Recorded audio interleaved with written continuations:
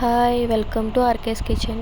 ఈరోజు వీడియోలో నేను తాతమ్మలు, అమ్మమ్మలు, నానమ్మలు ఆ రోజుల్లో పులుసులు, ములక్కాయ పులుసు, గుడ్డు పులుసు ఎటువంటి మసాలాస్ లేకుండా ఎలా కమ్మగా రుచిగా చేసుకునేవారో అలా ఈరోజు నేను ములక్కాయ పులుసు చేసుకుంటున్నాను. ముందుగా ప్యాన్ పెట్టి ఆయిల్ పోసుకుని ఆయిల్ హీట్ అయిన తర్వాత పసుపు వేసుకుంటున్నాను. దాని తర్వాత ఆనియన్స్, చిల్లీ వేసుకొని ఒక 2 minutes ఫ్రై చేసుకొని మూత పెట్టి మగ్గనించుకుంటున్నాను.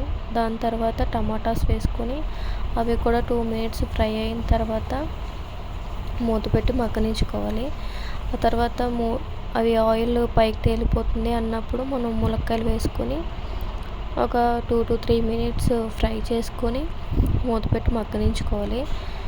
అవి ఆయిల్లోనే ఒక 40% ఉడికిపోవాలి.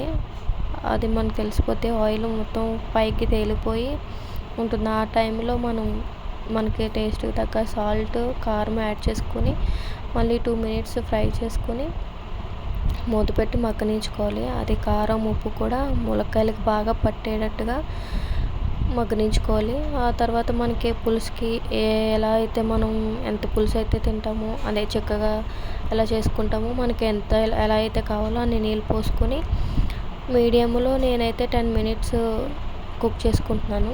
ఈ లోపు నేను చింతపండు కడుక్కొని నానబెట్టుకున్నాను. ఇలా మూత తీసుకొని మనం చింతపండు యాడ్ చేసేసుకొని సిమ్లో నేను ఒక 7 to 8 minutes కుక్ చేసుకుంటున్నాను.